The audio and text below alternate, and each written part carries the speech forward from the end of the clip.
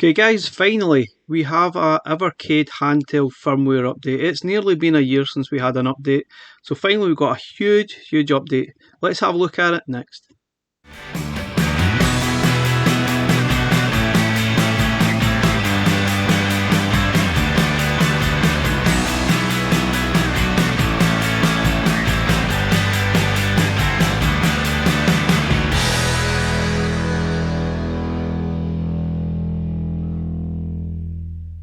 Okay guys, here we go. It's the Firmware 2.0, which has now been updated on the handheld. We've been waiting on this one for quite some time.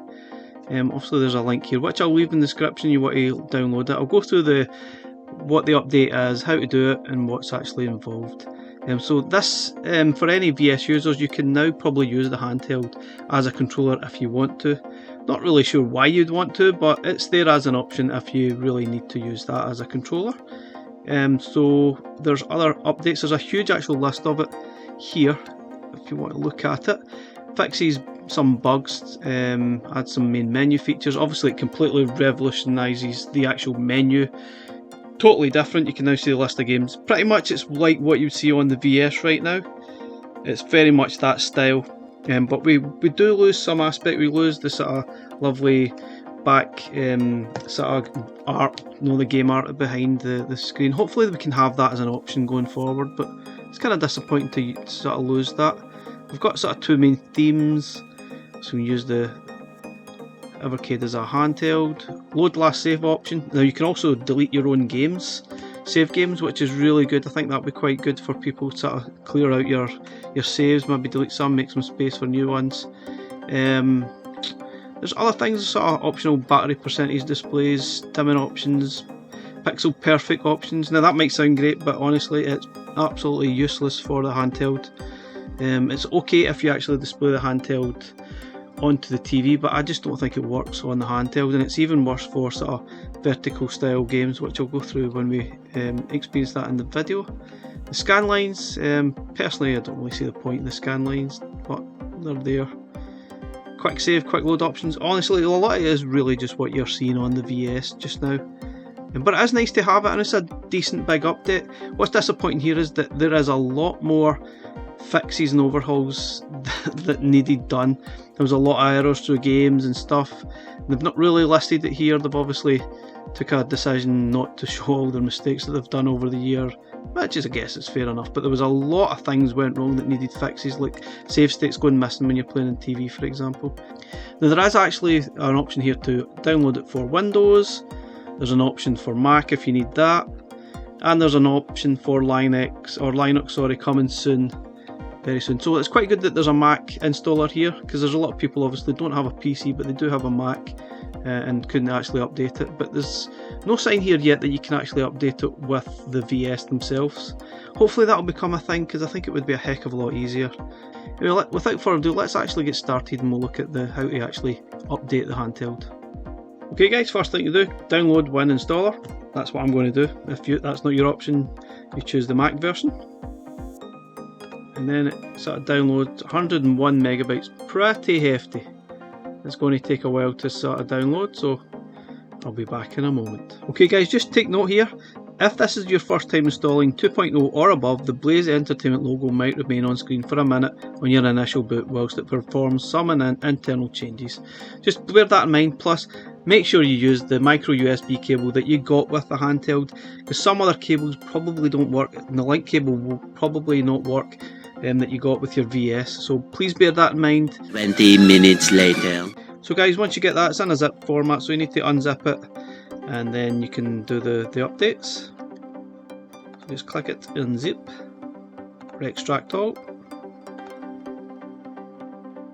That doesn't take too long to do it. Okay, once you've extracted, you'll only get this, so you can execute this file. Just double click it and it should run. Okay, you might see this, preventing unrecognised things, so you might want to actually just click that button there, more info, run anyway, take the risk, I'm sure it'll be fine. Don't think Blaze are going to infect our PCs, are they? Well, you never know. Okay, you now get this screen, driver missing, press the button below, install drivers, just choose yes, It's sort of working in the background, just give it a little minute. Okay, it kind of appears like it's doing absolutely nothing. We'll give it another minute, see what happens. Okay, the laptop does appear to be doing something, but on screen it doesn't appear to actually be doing anything. Apart from the fact it does say driver install and please wait until the program finishes. And it appears to be doing absolutely nothing, so let's restart the update. Wow, that's not cool. Really, there's obviously something missing there. There's like a sign that says that's done, you can now press it, so that's not really good. So connect your device, get your actual connect cable. So I've got an error there, so internal error, no devices detected. Okay, so I've not added it yet, that's how. Okay guys, I've got the cable connected to the laptop, and then all you have to do is restart the update. Connect your device, press and hold the menu button. Hold the menu button while you actually turn it on. Okay, so we're doing something now. Like the sort of Cade animation, that's actually quite cool.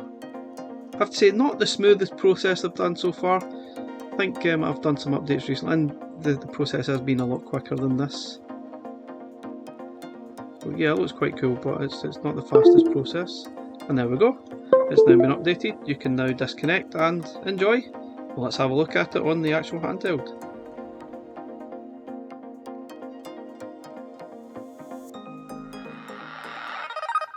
Okay, first thing you notice obviously is the start is completely different. Okay, so here we have, it's obviously a completely new screen. It's just pretty much like the setup on the VS. I've got all the game art, which is quite cool. You press the menu button, it brings you into these options. You sort of scroll down. You've got there's not all the same options that you see in the VS. There is a few. You've got scan lines on and off in the menu. Screen dimming, you can sort of change that if you want. You can have the percentage on or off. You can see it in the corner there. You can have that on or off. I quite like it on. It's probably better than the actual bars. So you can change the aspect ratio to pixel perfect full screen, original ratio. Now, to be honest, I'm not sure the pixel perfect really works in handheld mode. When you actually put it on the TV, it's probably better, pretty much like you would see on the VS. But pixel perfect for me doesn't really work. And I'll show you some games playing like that, and I'll show you why it doesn't work. So there's also, you can put the scan lines on, and that's a personal choice. You want them on or off, whether that makes the games better or what. Sometimes does, sometimes doesn't. And you've got the options of the different sort of bezels that you've got there, and I don't know, they're quite cool, I suppose.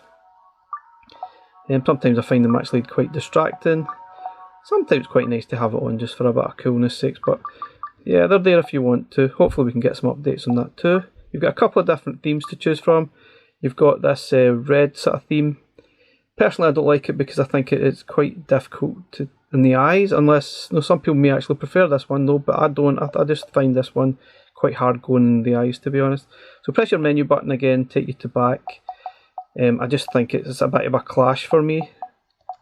So let's see, where were we? Oh yeah, theme. So I prefer the neon theme. It's probably the more classic VS style theme, which is quite cool. You've got some sound options as well. You can change the master volume here instead of just the actual button. Background music volume, turn it down. It's quite good to have that. You've got your language options now. System option, do a factory reset. You've got your controller mode, which if you press that, cannot connect the USB, but that you need to connect your VS connection cable, and you can actually use the handheld as a controller. But I'll show you that maybe later on in the video. Legal support. This is really just the credits, which is quite cool. This is also on the VS as well. You can scroll through that. You got more credits. Happy days, and that's really it. So that's quite cool. So let's have a look at some of the options in the actual in-game. Obviously it's not totally clear, I just want to show you some game playing on the VS rather than putting it onto the TV, because there's some important aspects that can only actually be seen on the handheld. And I'm going to jump straight to a game that is very apparent when you're playing handheld. For example, Burger Time. So if you look at this, you can jump straight to play or go to your last save, which is great. And also there's got some control options down here that tell you what the controls are, which is really good. So let's just go and you can read more. So there is a read more option there. You get some information about the actual game. Let's play the game and I'll show you what I mean. So Burger Time is one of the games. It's an arcade game. and it was originally a vertical aspect ratio, as you can see here. Now if you're playing this on a handheld, it is very small and it's actually quite difficult to see.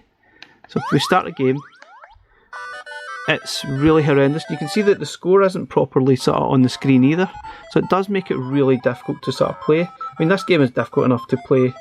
Well, it's sort of going up and down the ladder, see how you always get stuck, but you can't see it very well. Now even worse, now if you put this into pixel perfect mode, it makes it even smaller. Okay, we can now see the high score, but if you look at that, the screen is absolutely tiny. And if you try to play this on handheld mode, you're hardly using, you're not even using 50% of the actual screen, which is absolutely horrible to play. So it's just a word of warning, if you're going to be playing some of these games in handheld mode, I would suggest no, because it just doesn't work. It really is difficult and it's not meant for this. That's just my opinion.